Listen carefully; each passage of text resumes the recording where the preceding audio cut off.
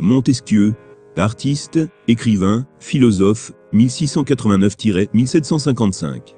Il faut dans les lois une certaine candeur. Faites pour punir la méchanceté des hommes, elles doivent avoir elles-mêmes la plus grande innocence.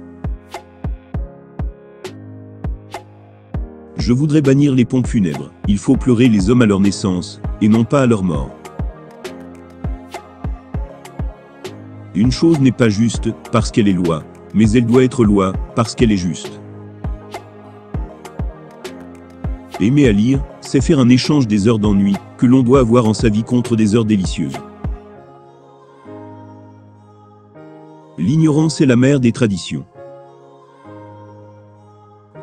Que quiconque possède le pouvoir ait tendance à en abuser, est une vérité éternelle. Ils ont tendance à aller aussi loin que les barrières le permettront. Les hommes sont comme les plantes, qui ne croissent jamais heureusement, si elles ne sont bien cultivées. Il faut bien connaître les préjugés de son siècle, afin de ne les choquer pas trop, ni trop les suivre. Avant de continuer la vidéo, pensez s'il vous plaît à vous abonner et à mettre un j'aime, cela nous aiderait pour le référencement de la chaîne et celui de la vidéo. Bonne suite. Comme il faut de la vertu dans une république, et dans la monarchie de l'honneur, il faut de la crainte dans un gouvernement despotique. La vertu n'y est point nécessaire, et l'honneur y serait dangereux.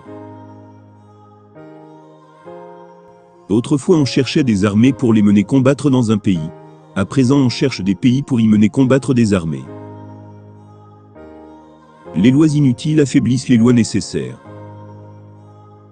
L'effet des richesses d'un pays, c'est de mettre de l'ambition dans tous les cœurs. L'effet de la pauvreté est d'y faire naître le désespoir. La première s'irrite par le travail, l'autre se console par la paresse. C'est une expérience éternelle, que tout homme qui a du pouvoir est porté à en abuser. L'éducation consiste à nous donner des idées, et la bonne éducation à les mettre en proportion. La loi devrait être comme la mort, elle n'épargne personne. Aujourd'hui nous recevons 3 éducations différentes ou contraires, celle de nos pères, celle de nos maîtres, celle du monde. Ce qu'on nous dit dans la dernière renverse, toutes les idées des premières. On ne peut se mettre dans l'esprit que Dieu, qui est un être sage, ait mis une âme, surtout une âme bonne, dans un corps tout noir. Pour qu'on ne puisse abuser du pouvoir, il faut que, par la disposition des choses, le pouvoir arrête le pouvoir. Rien ne contribue plus à l'attachement mutuel que la faculté du divorce. Un mari et une femme sont portés à soutenir patiemment les peines domestiques, sachant qu'ils sont maîtres de les faire finir. La liberté est le droit de faire ce que les lois permettent. Je n'ai jamais eu de chagrin qu'une heure de lecture n'ait dissipé. J'appelle préjugés, non pas ce qui fait qu'on ignore de certaines choses, mais ce qui fait qu'on s'ignore soi-même.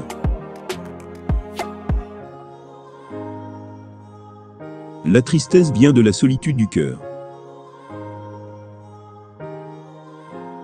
Il n'y a point de plus cruelle tyrannie que celle que l'on exerce à l'ombre des lois et avec les couleurs de la justice.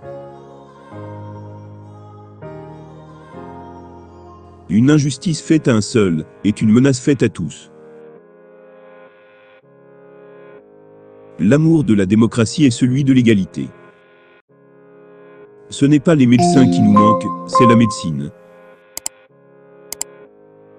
J'ai toujours vu que pour réussir dans le monde, il fallait avoir l'air fou et être sage. La monarchie dégénère ordinairement dans le despotisme d'un seul, l'aristocratie dans le despotisme de plusieurs, la démocratie dans le despotisme du peuple. Une heure de lecture est le souverain remède contre les dégoûts de la vie. Vérité dans un temps, erreur dans un autre. La gravité est le bonheur des imbéciles. La justice humaine, qui ne voit que les actions, n'a qu'un pacte avec les hommes, qui est celui de l'innocence. La justice divine, qui voit les pensées, en a deux, celui de l'innocence, et celui du repentir. C'est une ennuyeuse maladie, qu'une santé conservée par un trop grand régime. Les propositions mathématiques sont reçues comme vraies, parce que personne n'a intérêt qu'elles soient fausses. Souvent les gens perdent leur fortune par ambition, et se ruinent par avarice. J'aime les paysans, ils ne sont pas assez savants, pour raisonner de travers. Pour faire de grandes choses, il ne faut pas être un si grand génie. Il ne faut pas être au-dessus des hommes, il faut être avec eux. La liberté ne peut consister qu'à pouvoir faire ce que l'on doit vouloir, et à n'être point contraint de faire ce que l'on ne doit pas vouloir. Si on ne voulait qu'être heureux, cela serait bientôt fait. Mais on veut être plus heureux que les autres, et cela est presque toujours difficile, parce que nous croyons les autres plus heureux qu'ils ne sont. Les petites sociétés ont plus souvent le droit de faire la guerre que les grandes, parce qu'elles sont plus souvent, dans le cas de craindre d'être détruites. Les Français enferment quelques fous dans une maison, pour persuader que ceux qui sont dehors ne le sont pas.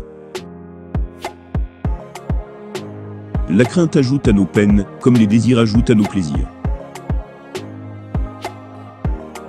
La République est une dépouille, et sa force n'est plus que le pouvoir de quelques citoyens et la licence de tous.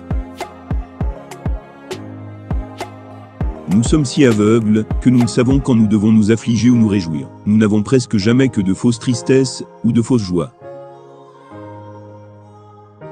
Une religion qui peut tolérer les autres ne songe guère à sa propagation.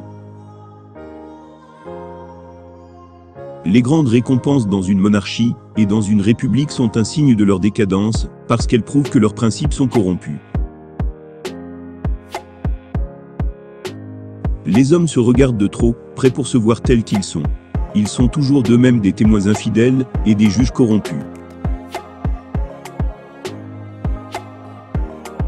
Les hommes sont extrêmement portés à espérer et à craindre, et une religion qui n'aurait ni enfer ni paradis ne saurait guère leur plaire. Malheureuse condition des hommes. À peine l'esprit est-il parvenu au point de sa maturité, le corps commence à s'affaiblir. La liberté n'est là que lorsqu'il n'y a pas d'abus de pouvoir. L'esclavage dans la conquête est une chaude accident. Il ne faut pas beaucoup d'esprit pour montrer ce qu'on sait, mais il en faut infiniment pour enseigner ce qu'on ignore. Pour bien écrire, il faut sauter les idées intermédiaires, assez pour ne pas être ennuyeux, pas trop de peur de n'être pas entendu. La démocratie a deux excès à éviter, l'esprit d'inégalité, qui conduit à une aristocratie, ou au gouvernement d'un seul individu, et l'esprit d'extrême égalité, qui le conduit au despotisme, comme le despotisme d'un seul individu finit par la conquête.